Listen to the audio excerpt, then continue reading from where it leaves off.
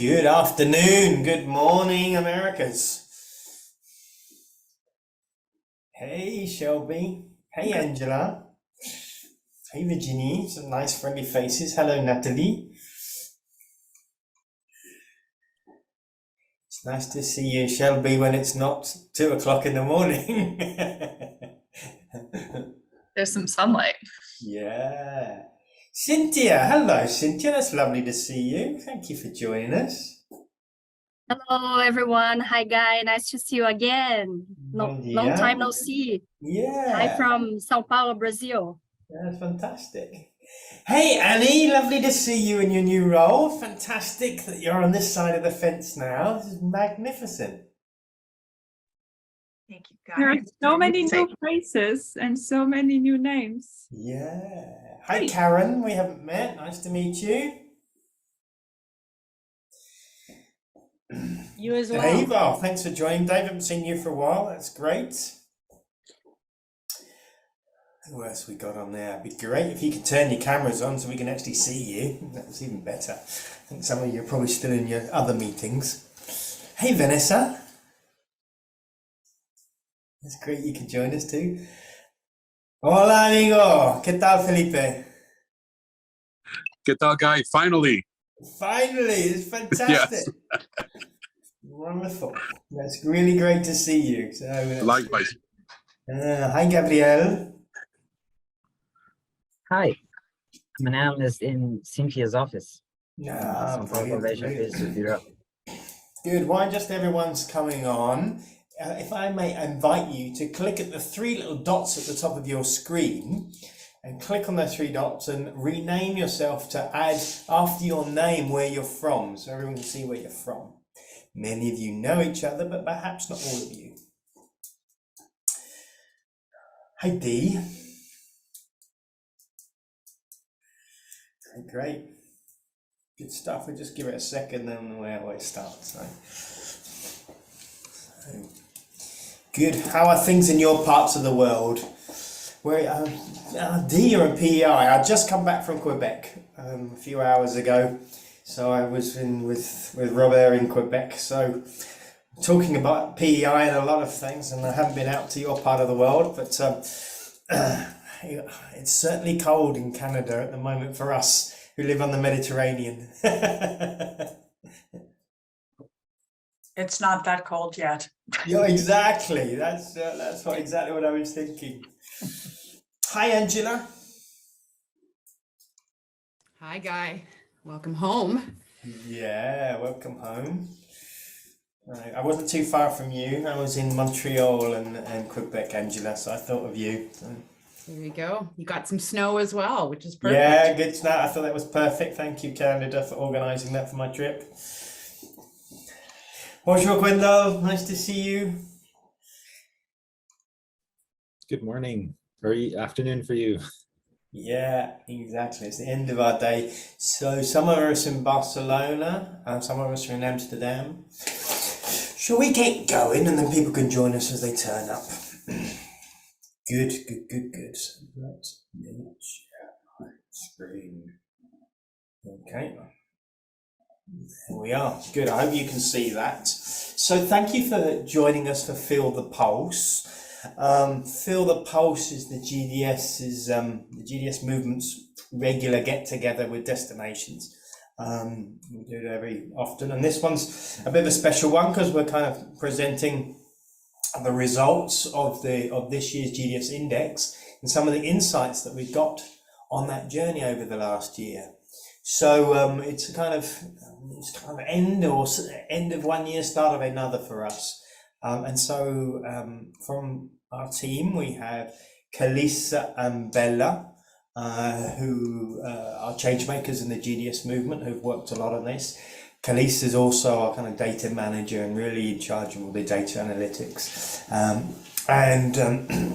We're also accompanied by Jack and Katerina, who you see on your screen in the boxes, and later we'll introduce them. They're 2 of our award winners, and we've asked them to come and share a little bit about their journey and give us all some insights on what they're doing. So Today, I would ask you, keep yourselves on mute, but at the same time, we're a small group today. So put your hands up, come off mute if you want to ask a question, please do that. We're just using, I just realized we're just using the basic Zoom license. So it's easier if you click on speaker view, you click up in the top right hand corner and click on speaker view, then you'll see the person that's speaking, which is kind of handy rather than seeing all the boxes.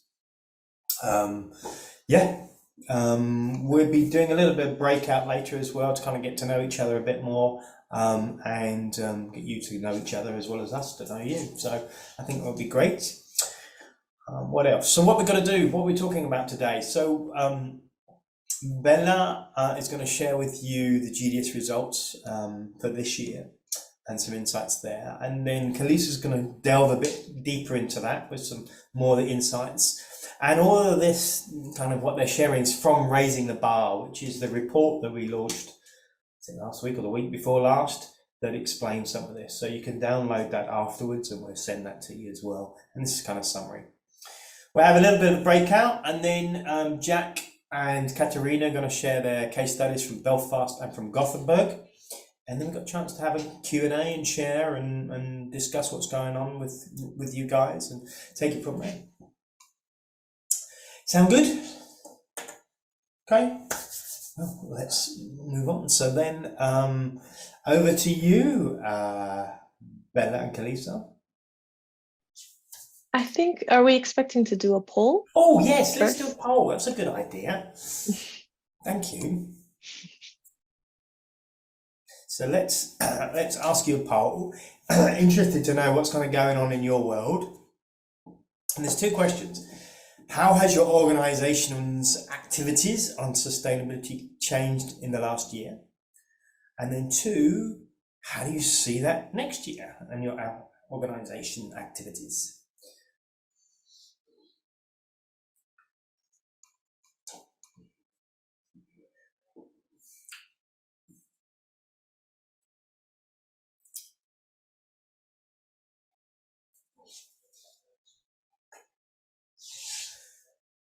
Great, good. So, okay, one last second, a couple more people voting, a couple more people joining.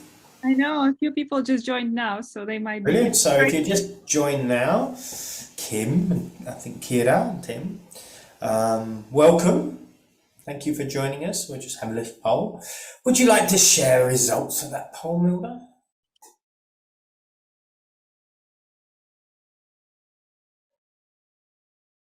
So it seems that 70% of you have stepped up the last year. 5% you did a bit less, I guess, hangover from COVID.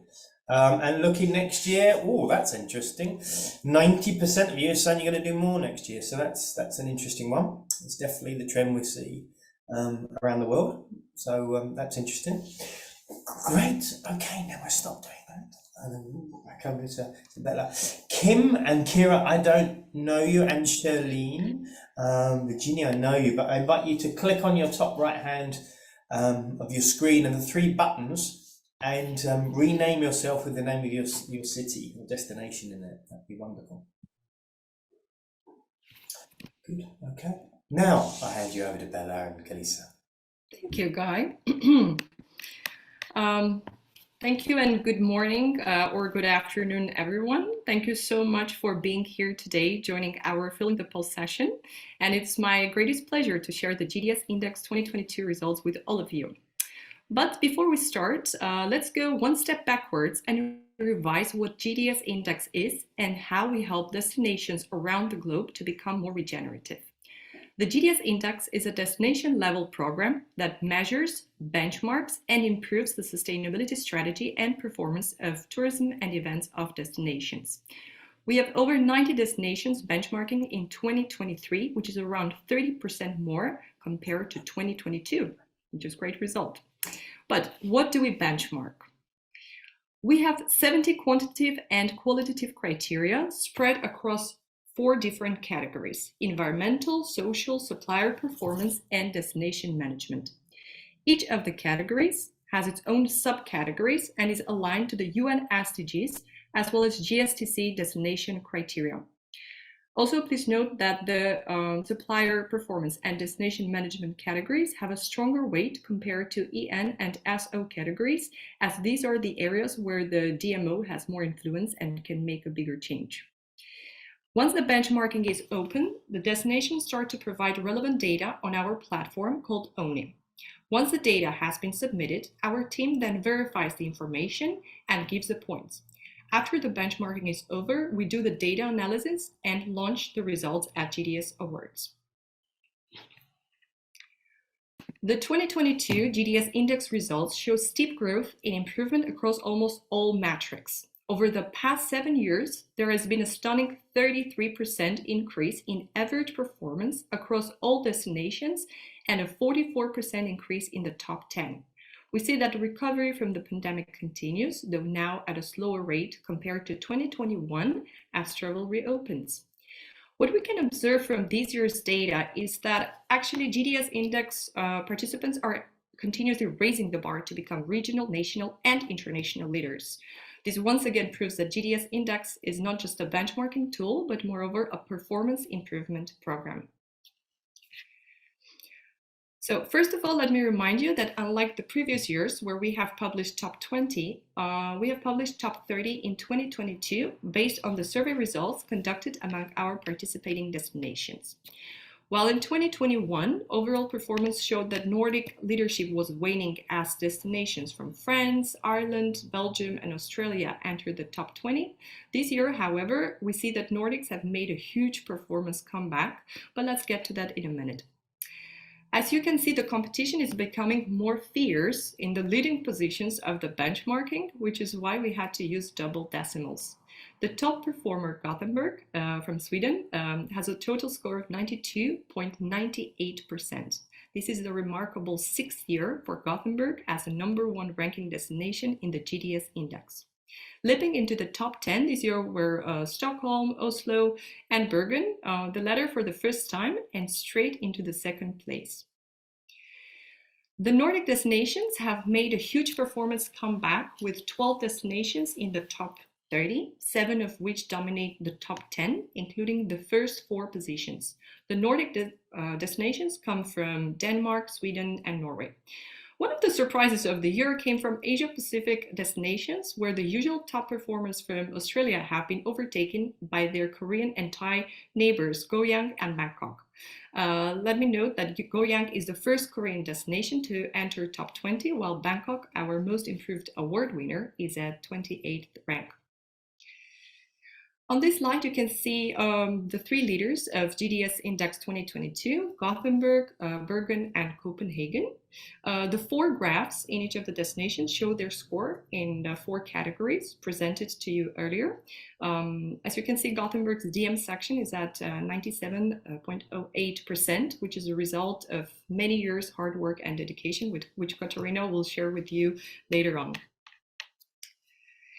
This year, 7 new destinations entered the GDS Index with the average score of 52.13% for the first-time benchmarkers. Some of the destinations brought actually new countries to the index, such as Milan has become the first Italian destination to join the GDS Index. Soon after joining, they realized they didn't have an organization to manage sustainability, so they formed a destination partnership to manage it. Similarly, Budapest, the first Hungarian destination, realized they needed to raise awareness about sustainability, and therefore, together with GDS-Movement, organized a sustainability forum to educate the stakeholders. Another example from Singapore, they realized after joining the GDS Index that they did not have a high percentage of certified hotels and partnered with GSTC and local hotel association to drive up certification levels. For next year, we're super excited to welcome a big number of cities from the US and Canada with 20+ destinations already confirmed. And now over to Khalisa, who will take you through the trends and the insights of the GDS Index 2022. Over to you, Khalisa. Thank you, Bella. All right, now let's dive right in.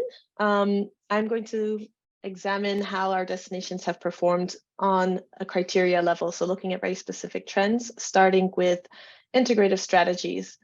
This year, we've seen that 80% of our destinations have a sustainable tourism strategy. This is up from less than half just 3 years ago.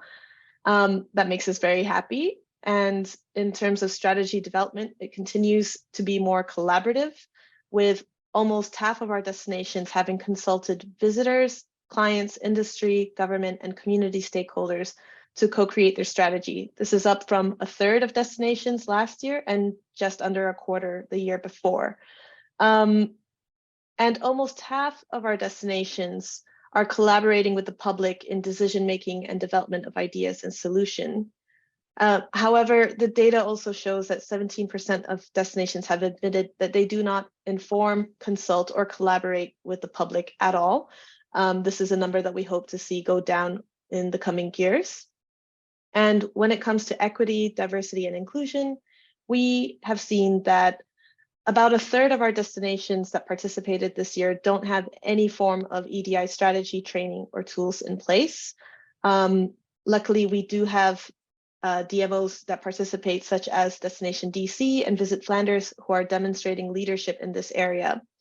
To read more about how strategies have evolved, you can read that in the report that Guy had mentioned earlier. Moving on to certification rates, in the supplier category of the criteria, we ask what percentage of the destination suppliers have an active third-party sustainability certification for their operations. Because we believe that a key role of the DMO is to engage and catalyze the supply chain to action. So this includes encouraging suppliers to obtain this third-party certification. And over the years, the answers have been fluctuating depending on the supplier. We've seen that the certification rates of hotels and airports has gone down a little bit this year, while the percentage has held fairly steady for agencies. And we're seeing a growth in certification levels for venues and for DMOs themselves. Third-party certifications can be costly, difficult to obtain, and retain once achieved, but they are an important aspect of transparency and accountability in the destination. So, examining closer with the circular economy, we're seeing that there's a growing focus here, and circularity within the GDS index examines whether there are destination-wide initiatives targeting hotels and restaurants to reduce food waste, eliminate single-use and plastic products, encourage composting. And this year, we've asked whether the DMO is actively promoting these initiatives to hotels and restaurants. So we're seeing that more than half of destinations are promoting circular initiatives to hotels, and the same to restaurants as well. And that the circularity initiatives in general are increasing steadily. So if you see these two graphs for hotels and restaurants, we're seeing year-on-year growth in every category. And happily, the only one that's going down is the percentage of destinations who are doing none of these initiatives each year. So that's very promising. And when it comes to measurement and monitoring the economic, social, and environmental impacts of tourism and events, we're seeing that almost half of DMOs have a system to measure and monitor the impacts of tourism, but only a quarter are measuring the same for events. And few destinations are disclosing their impacts and strategy and performance using international reporting standards.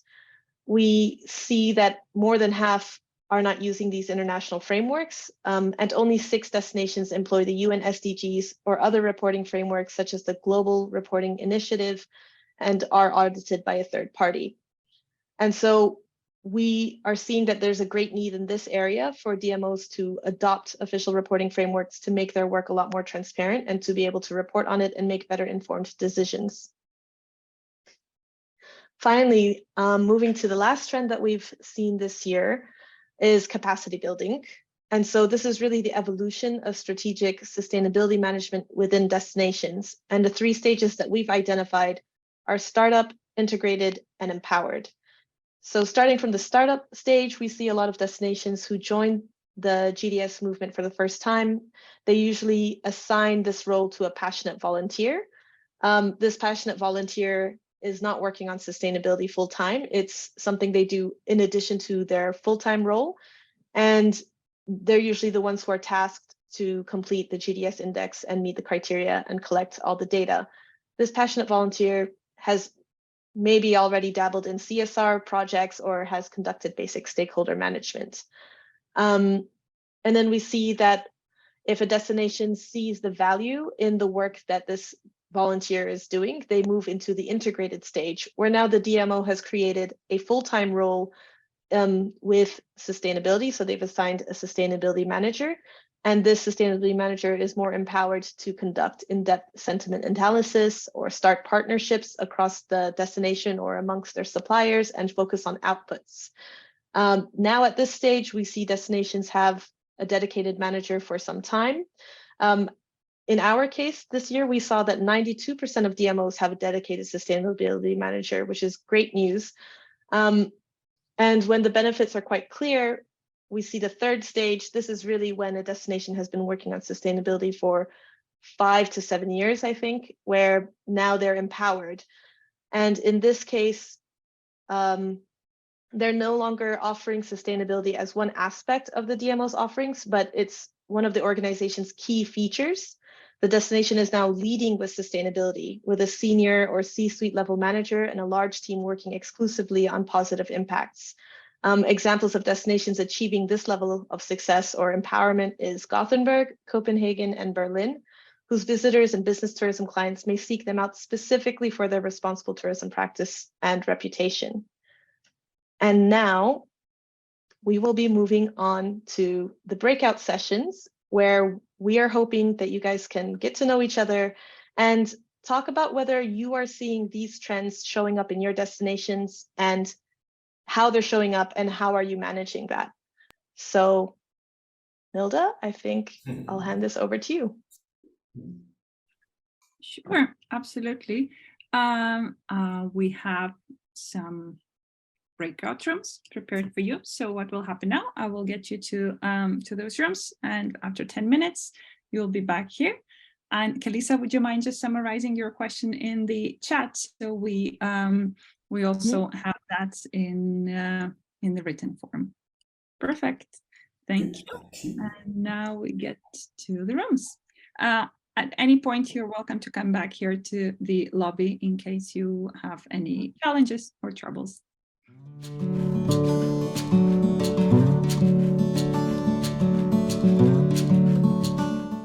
Well, welcome back, everyone. Hope you had a chance to meet someone new and connect with some people you haven't seen for a while. It's kind of, we always like that part, just to kind of rebuild on the movement. Lots happening around the world now, and I thought we'd jump in to kind of present some case studies. And I'm going to share my screen here. We have we're going to share some of the kind of award winners of the awards, and just kind of remind you we have 3 awards. Okay, so we have award for the best performer, and that has gone to Katarina in Gothenburg.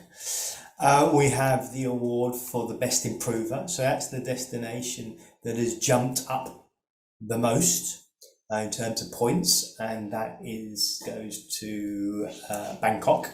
And the last award we have is for the best innovation project, and that has gone to Belfast. The innovation project is the only one out of the awards that's actually judged by a jury of independent experts, and they're looking for innovation that can be scaled, but we'll talk more about that later. So now I would like to introduce you to Pat, but it's, I don't know what time it is in the middle of the night. It's about 2 a.m. for Pat, and so she couldn't join us. And so we weren't going to include the story, but I thought it's a useful thing to share because I love the work that Bangkok has been doing. I'm sure maybe some of you have been to Bangkok, and you know it's a beautiful, wonderful place, but to the outside person, it doesn't kind of shine as the most environmentally and socially sustainable place on the planet. And because it's not in many ways. But what I love about what the Thai Convention Exhibition Bureau have done together with the tourism friends and colleagues is that they haven't used that as an excuse. And so they've gone off and done an amazing work. Now, I've been working with them for over 14 years. I've been working with them on their sustainability program. And whereas they don't get the highest points for their city municipality, they get amazing work for what they've done as a bureau, reaching out to their partners, to their hotels, to their venues, to their suppliers. There's lots and lots of different projects they've done. It's really amazing. This year they did a big jump up in performance, and that's for various reasons. One of the reasons, and I'm going to share this because I think it's an interesting approach, and it's innovation, and kind of something I haven't always been in agreement with, but it seemed to be delivering results. They've decided to bring in a university to help them collect the data. A lot of doing the index is collecting data.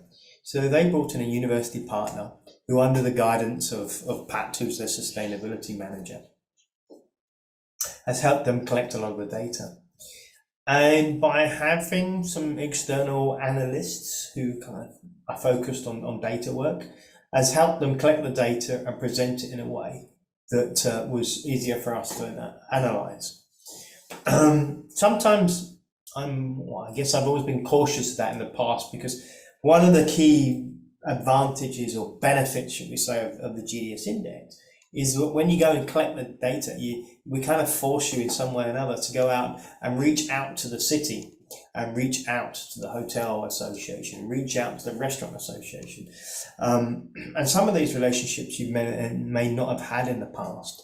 And so we're kind of provoking you to start these relationships. And by asking for data from someone, it kind of catalyzes a relationship, it sparks a relationship, and people say, okay, tell me more about what you're doing. And you ask the same of the city sustainability manager or the city climate change director. And you start to build up a mutual understanding. And we've found that mutual understanding is a game changer. And so I was worried that if we brought in, or if Pat brought in a university, we'd lose some of that. But she did it in a very clever way, and that she's used the university to support her, but not to replace and not to be the point of contact with all those partners. She's still done that. And it seems that she's found the best of both worlds. So kind of connected to that is their whole collaboration model. They've done a real, stakeholder-centric model, really looking at how they build an advisory team as a start of a kind of council, and then how they engage with the different stakeholders in their city. So whether that's the research centres, the buyers, the clients, the NGOs, the certification bodies, they've come up with a really interesting framework. And they use this framework and this group of body not only to help them get the data, but to create new programs, new education, new learning. And this model, this kind of TCEB collaboration model, is starting to pay some really good results. They're very focused on climate change. Climate change is going to affect considerably Thailand, with the monsoons, with the sea level rise, with their agriculture. So it's a big, big thing that has already affected them a lot. So they have kind of come up with a new strategy called Decarbonize MICE on their meeting side. And this kind of has these 6 areas. And it's a framework to help them kind of embed GHG reduction into the kind of mentality, so decarbonisation mentality into their industry. But it's also for them to start to think about what mitigation and how the industry will need to change as well. So what can they do better today, and how can they change? They started to develop a whole load of tools and guidelines and standards to help SMEs and large tourism event players work in this space. And then, with the kind of guidebooks and the tools, they're doing some training to support and coach people on the journey. One thing, ironically, what they learned is that they were kind of focused on the, how would I explain it, like the pioneers and the people that are doing a lot of the work, the thought leaders, and did a lot of work really supporting those kind of pioneers to get to the next step. And that was great for a time, but now they've kind of almost stepped back a little bit to try to focus on the mass and how they can help the mass. So they've been simplifying some of their tools and their work and their guidebooks and their standards to really work for, the people that weren't also engaged in sustainability, whether it's in a hotel or whether it's an event organizer. And this approach has delivered dramatic results. They've kind of got 10 times more activity in the last month compared to the last 10 years. The last 6 months compared to the last 10 years. So it's really, really interesting how their change of approach is delivering results. I think that's about it I've got to say about Thailand and their work. There's a case study in the report that explains this in a bit more detail. So I'm going to leave that there and now hand it over to Jack.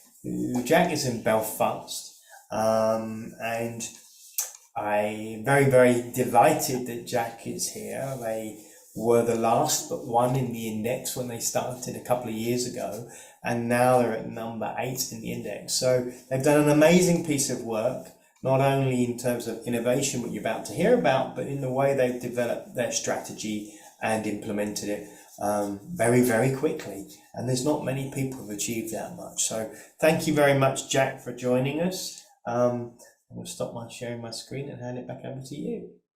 Thank you, Guy, and thank you for the opportunity to chat to you guys today.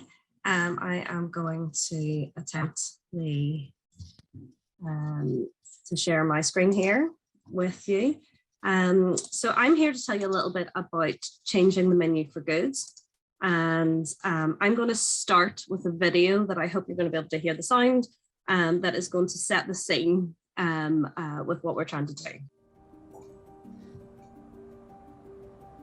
It starts quiet and then builds up. Today we are at the People's Kitchen Belfast. It's been operating for around about 2 years. We have an outreach team on the streets 6 nights a week.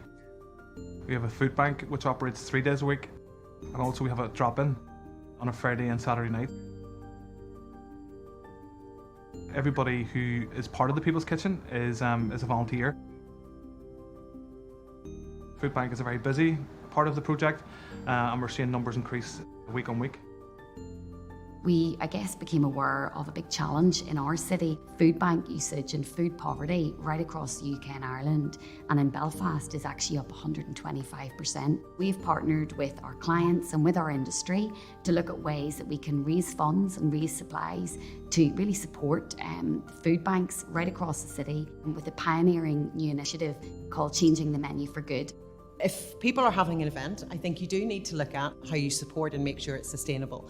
And I think working with Visit Belfast and how simple it is to actually incorporate, and it's really, there's only benefits to it, there's no drawbacks to getting involved. Some of the real life stories and the volunteers and the people that run the People's Kitchen just really bring you back to ground. They really help us to see that there are problems out there within our city. I feel we all need to do our bit to try and help. The beautiful thing about changing the menu for good is, and in the way we're trying to approach it, it's the right thing to do, and it's good for business as well. You know, I'm finding now with international customers, if I don't have the right answers to the sustainable questions, I'm losing business. Talk about need within the city. I mean, doing this work for many years, I've never seen the need as big in terms of numbers, in terms of the vulnerabilities of people, in terms of people struggling. But the big thing I would like to push is how we then have the next step, the move on, get people out of poverty, get people out of homelessness at that earliest time. Every bit of help makes a huge difference. Fair Share talks about it actually takes £1 to put together a basic meal for someone. So you think about that and the impact that we could have in terms of an event of 500 people, 1,000 people, if everyone give £1, you know, think about how many people we could feed, think about how many families we could help. Yes, we can help with food, but actually we can help show them that there's hope. We can show them that people do care and that there's a real kindness to our city, and that actually mentally is even more valuable and more powerful. So that's a little video just to tell you a little bit about what we're trying to achieve. And I guess Guy mentioned that we've been on this journey for about 2 years now, and we had made some progress in some areas, but looking at the UN SDGs, number 1 and number 2 is no poverty and zero hunger. And those were 2 that we really hadn't done anything in. So that was sort of the driving point. We wanted to look at that. And as the video explained, food bank usage was up 125% in Belfast. We were also seeing an increase in the number of homeless people on our streets. And we started to ask ourselves some really tough questions. You know, how is it that we are looking after our mice visitors better than we are looking after our own neighbours? And how do we deal with the abundance of waste food at these events that we're going after? So we're, you know, actively going after these huge big events, and because of the nature of them, there is this amount of waste food. And we also asked ourselves, what happens if we stop talking about Belfast being a welcoming city and we actually start focusing on being a kind one instead? So we got together with our founding partners. We didn't do this on our own as the DMO. We got all the right people in the room. Anyone who was responsible for large scale catering events, the big conferences, the big gala dinners, anything like that in the city, we got them in the room and we explained what we were looking to do. And we co-created this Changing the Menu for Good initiative with those hotels, those catering companies, those venues, PCOs, and the Food Bank People's Kitchen itself. And the reason we did it is that it was a multiple problem solver. So clients were coming to us looking for, you know, more CSR, more social impact and legacy projects. So it was meeting that client demand. We were also, we had also committed to contributing to the well-being of our local community and citizens in our own sustainability policy. So it was helping us to be a responsible tourism and events destination. And it was helping us to position Belfast as a socially responsible destination, which will help us build back post-COVID. And it was also growing our sector, and it was supporting the most vulnerable people in the society in Belfast through the power of events.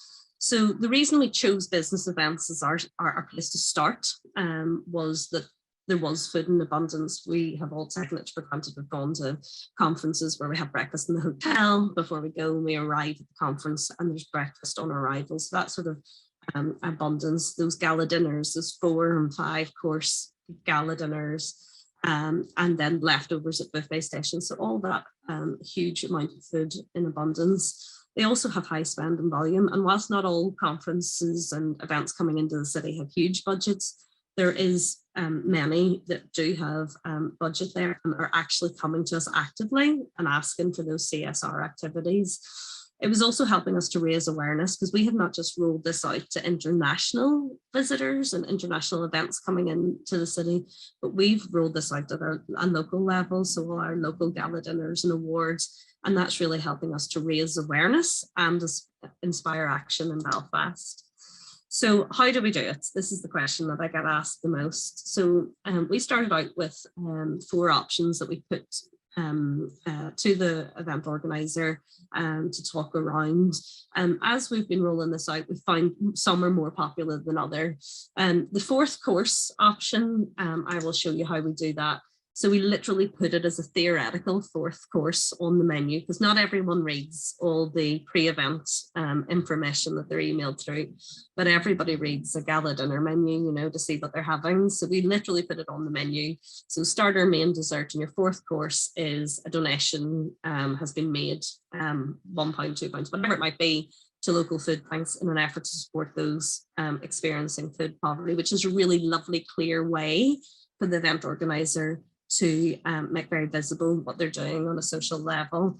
And we designed the menu, changing the menu for, or sorry, the logo, changing the menu for good to be used alongside lots of other logos. So as you can see here, our different venues or a different event organizer coming in. So that's our theoretical fourth course. We also offer an option where you can round up. So round up the day delegate rates from £37 to £40, or round up the catering costs from £19 a head to £20 a head, and that donation would be passed on. So those first two options are really where the event organizer is making the donation. The third option, pass it on, is probably the one where we've had the most success. And that's where we start a conversation with the event organizer on the catering across their full event, whether it be a 4-day conference or a gala dinner. And we say, is there an element where you think there might be more waste? It might be the breakfast pastries on arrival when you know most people will have had breakfast in the hotel.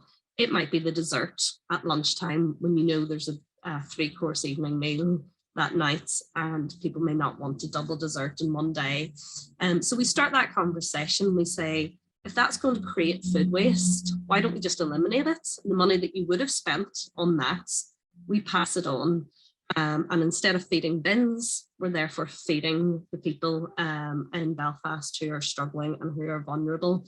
And we've had great success with that one. We've also had people pass on non-catering elements, so passing on the printed conference guide in favour of a digital one, and the money they would have spent on print, or passing on the cost of physical awards that they might be giving out on the evening, passing that cost on. And the fourth option is just a straight up donate, and that might be a QR code that's on the menu where you mention that there is this campaign, and if the delegate wants to make a voluntary donation, they can. So that's the one where the cost of the donation cost will be passed on to the delegate or the attendee.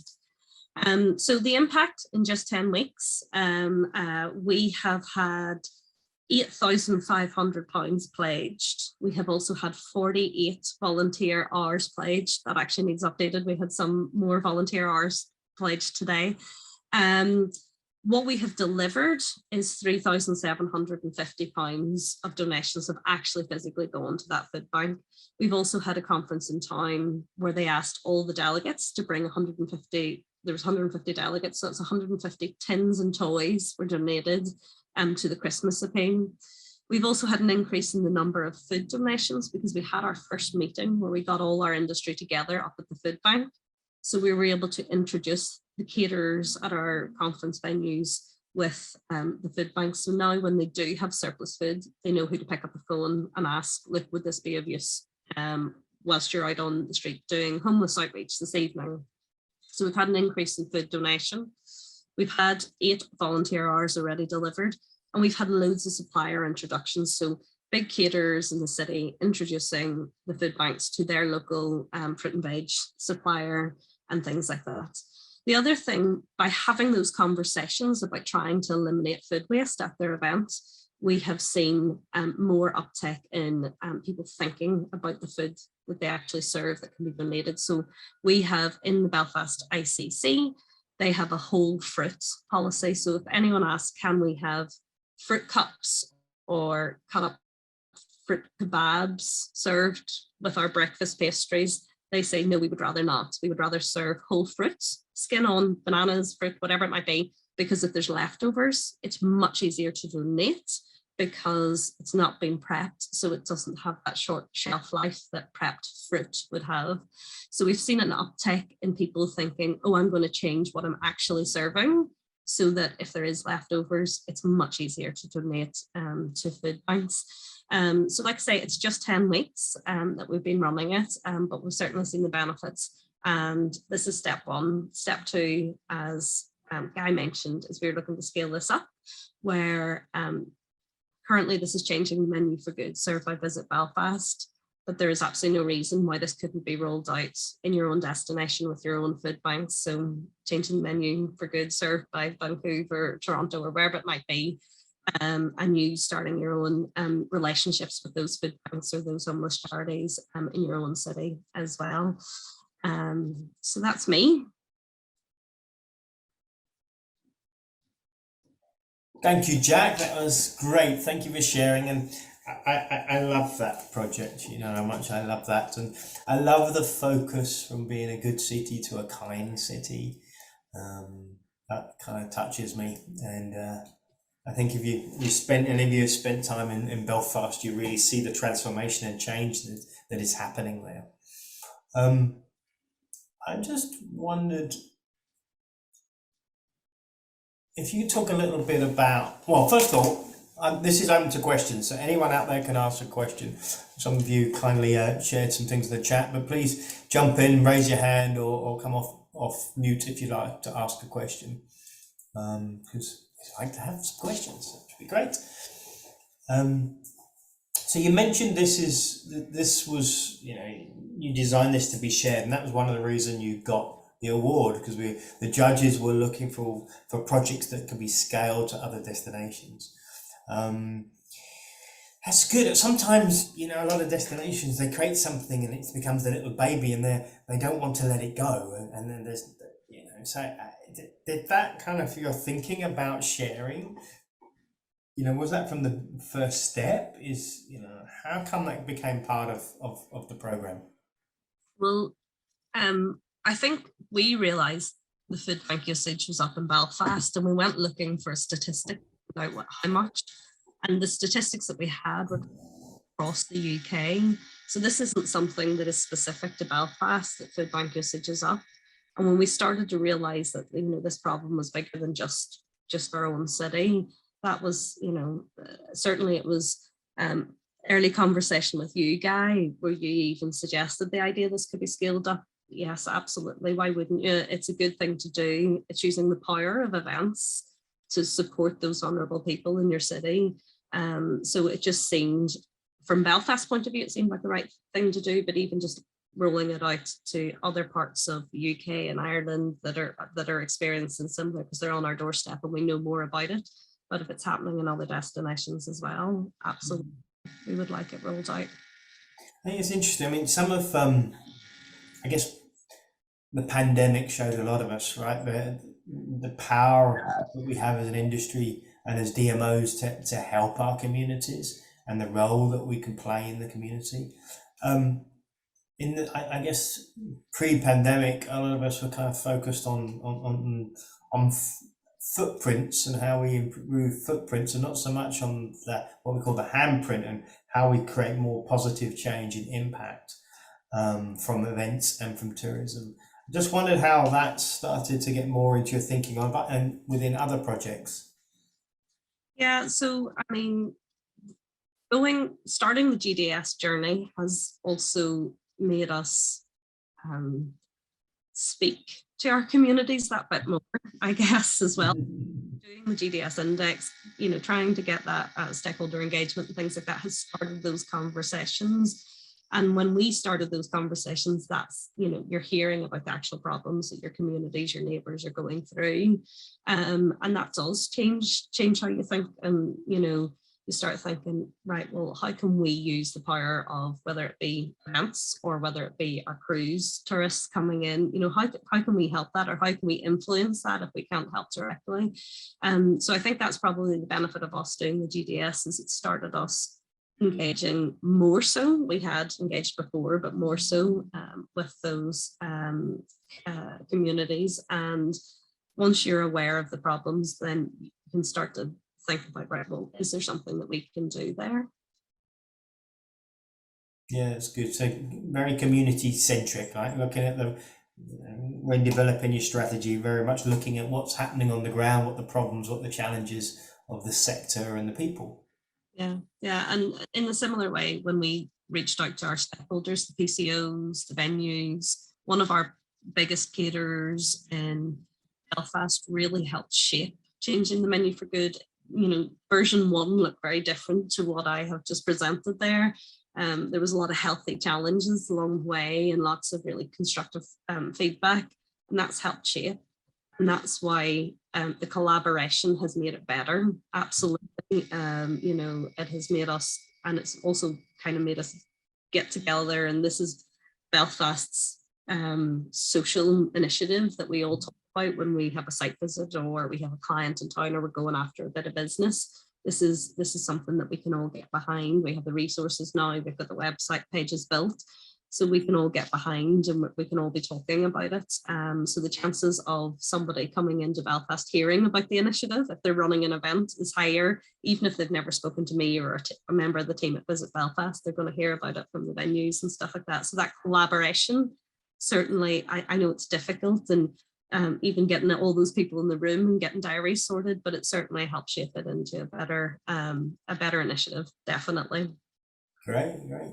I see a hand come up from Melissa. Mel.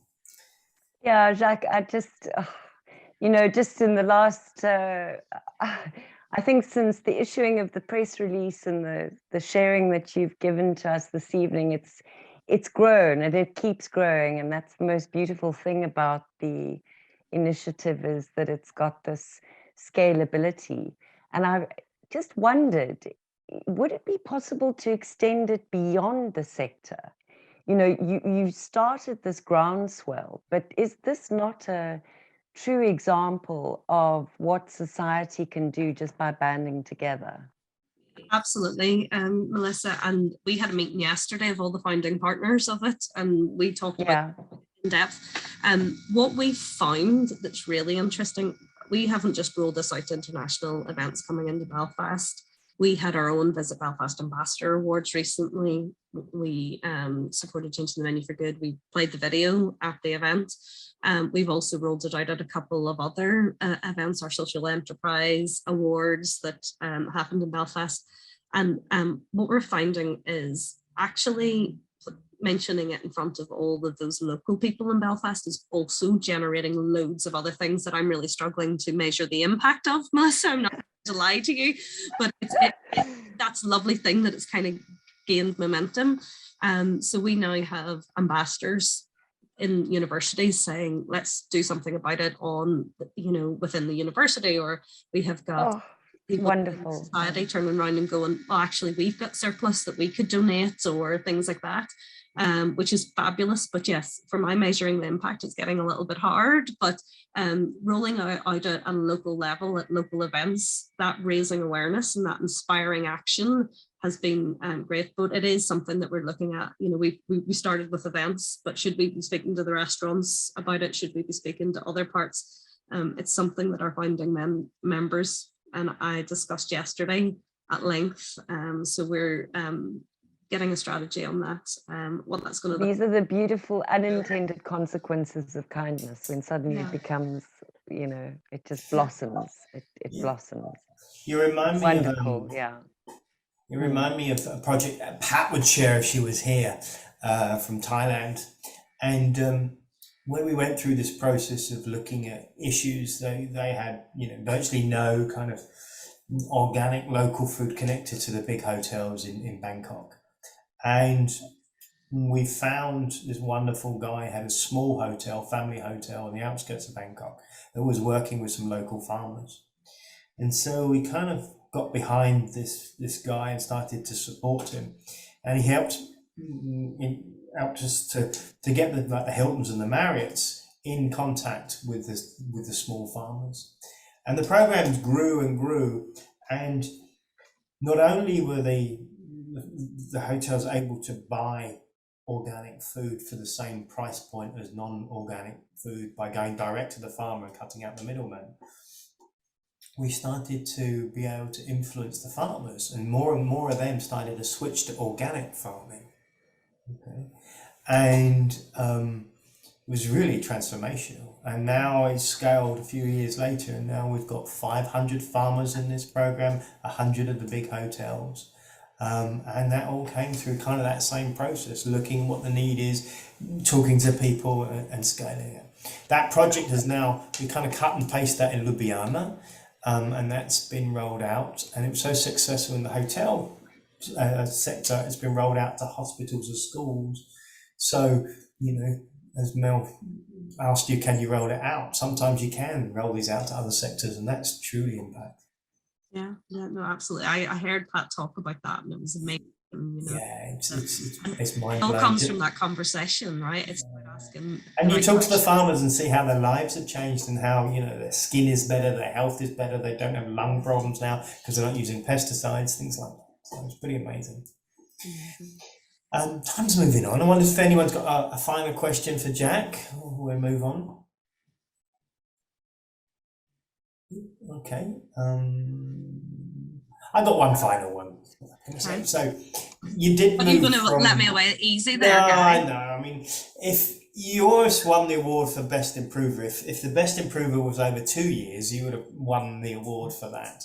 So, and you touched on a few things, but maybe just, you know, we've got some of these cities now in the crowd here are just starting.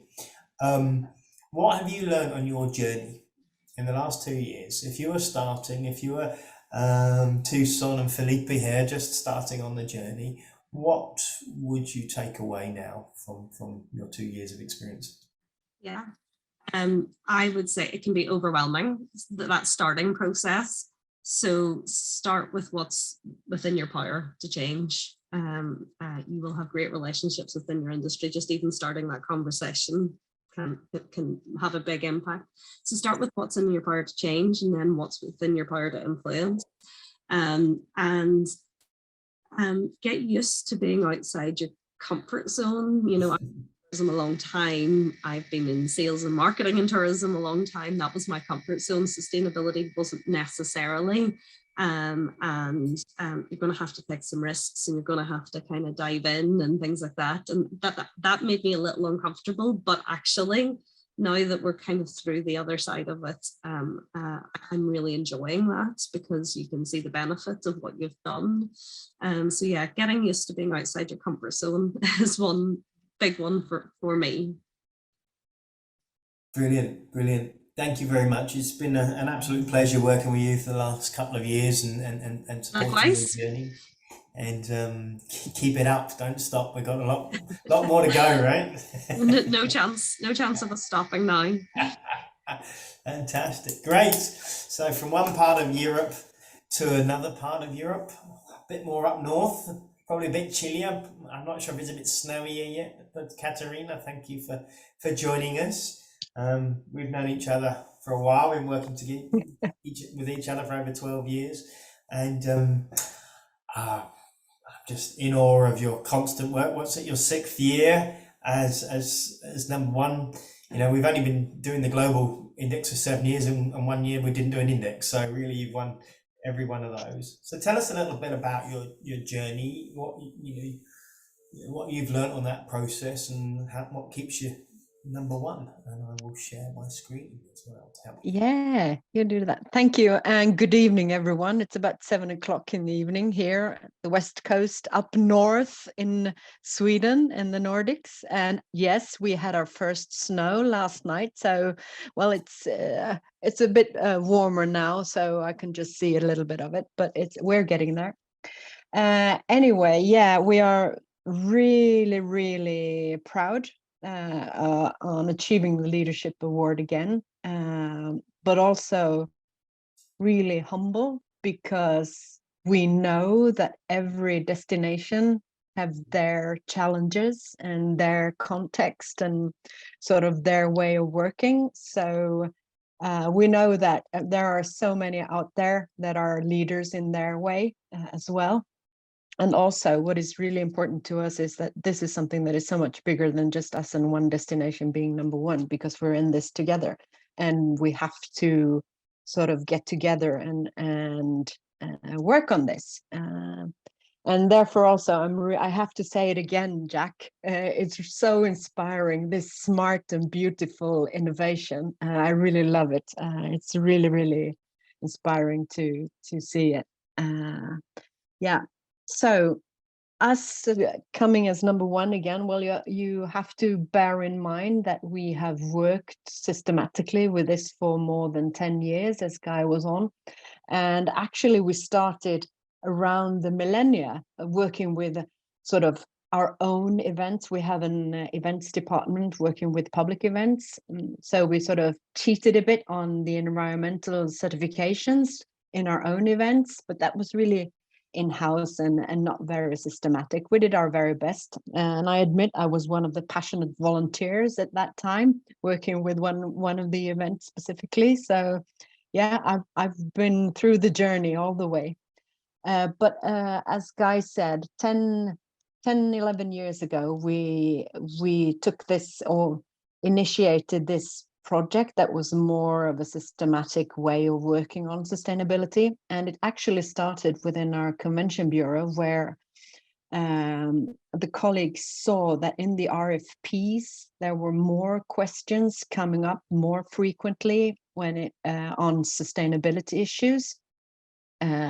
So we thought that this might be a trend, and maybe we should dig a bit deeper in this.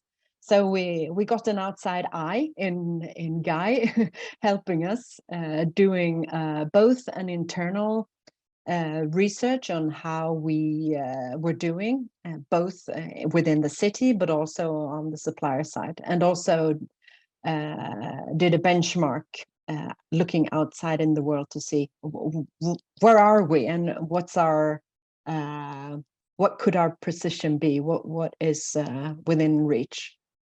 So that was actually where we started. We did some thorough research and had data, and in this process we invited all stakeholders, both from the industry with the hotels and restaurants and the public transport company, taxi, the airport. We also invited civil servants mainly from the environmental department within the city, and we also had politicians around the table and presented the result of this thorough research. We suggested that we should go for becoming or aiming for being one of the leading destinations when it came to sustainable meetings and events. So we actually developed a common vision, and that has been really key, where all the stakeholders were involved, and the anchoring of this research was done through the process.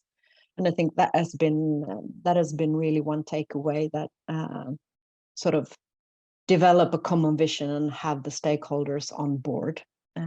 And to this, I see it now 10 years later, that the leaders around the table were really brave, because we set out the road forward, but we didn't actually know how to get there.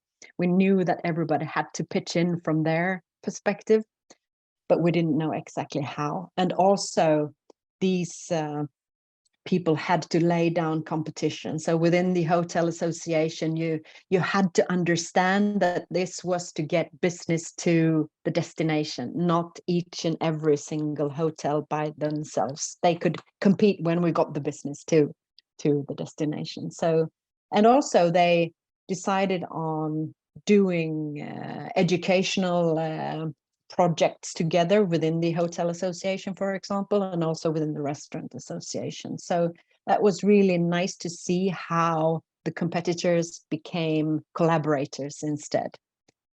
So those are some of the key takeaways, I would say. And then the benchmark is really important to us, because we use that as a tool for development, both for us as a destination organization, but also to sort of push the boundaries with our suppliers and also with the city, but mainly on the supplier side. And then you have to show action, of course. So in this way, we have used our events to some events we plan and organize ourselves, and then we can sort of set the requirements and give business to those suppliers that fill those requirements, like sustainable hotels or sustainable catering and so on. And through this process, I would say, not in the beginning, but through the years, we have taken on a more integrated approach. So now it's really integrated in our business plan and in the city plan for destination development, that is really based on our sustainability framework, and also the long-term commitment.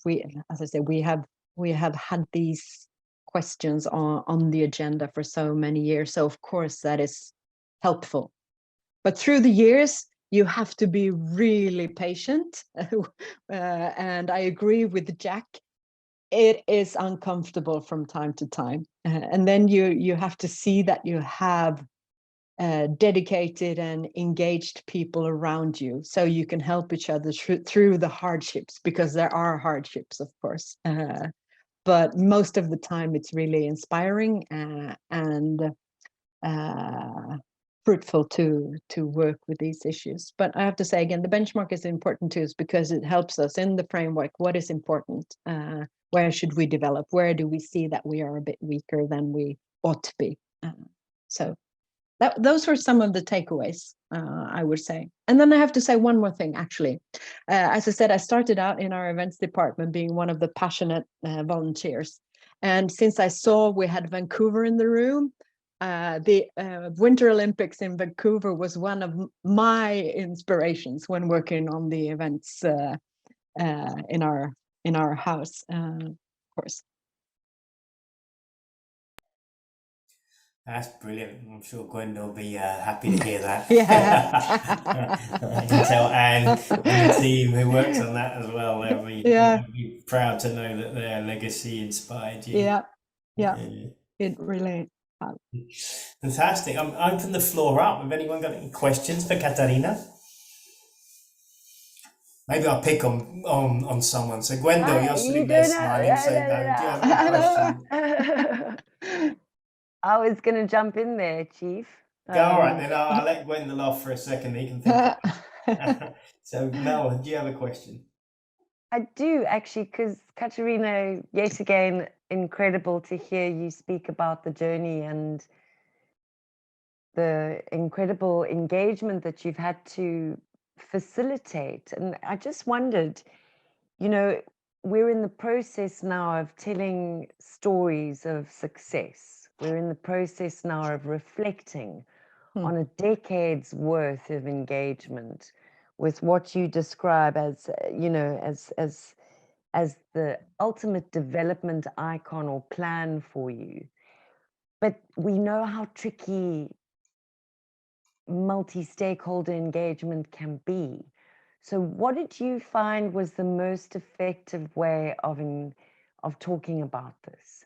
Was it, you know, we're moving away from competition to cooperation and all of those things, but in the beginning, it probably was, it was too expensive, it doesn't suit me, blah, blah, blah. But what was the key for them, do you think? I think that this research process that Guy was deeply involved in and helped us with, that was the process in itself was really important, because the stakeholders were involved throughout this in being interviewed and looking for what are they doing themselves, and so that was really important. And also at the same time getting the knowledge, both that there might be a business case in this, and also that it is really important to the city as well. So I think involving early on in the process, that was really key. That was the first one. And then again, having this thorough research to make decisions from. Also, so those were really, now afterwards it wasn't only the brave leaders, because they could take this decision together on a really worked through material.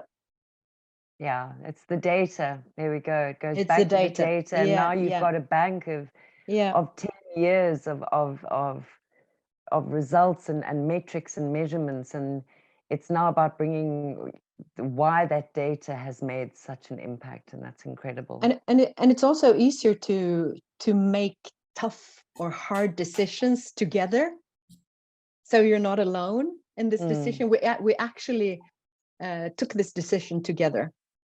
The common vision were developed together, so they were part of this all the time. Wonderful. Well done. Thank you. Yeah. What's next? You were there, Guy. So yeah, but what's next? I'm fascinated to know what's next. You've done so much. How do you keep pushing this forward? What's some of the things you'd really like to achieve in the next few years? No, what has become really clear in the from the pandemic is what everyone's talking about. It's the digitalization and also how this can help in reaching climate goals and sustainability as a holistic way of thinking. So we're working pretty hard on the data side because we see that those heads and beds KPIs, they are not enough because we actually don't know the guest coming to us. We would like to know more about them. Why are they in Gothenburg? What do they do? How do they spend? How do they affect the destination? What's the carbon footprint? Just to sort of get us a better decision making. How do you say?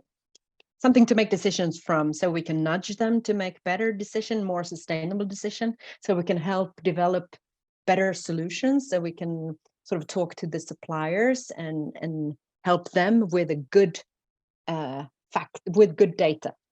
So that's one of the things. And then we shouldn't go into the communication stuff because that's something we really should work a bit on from my perspective.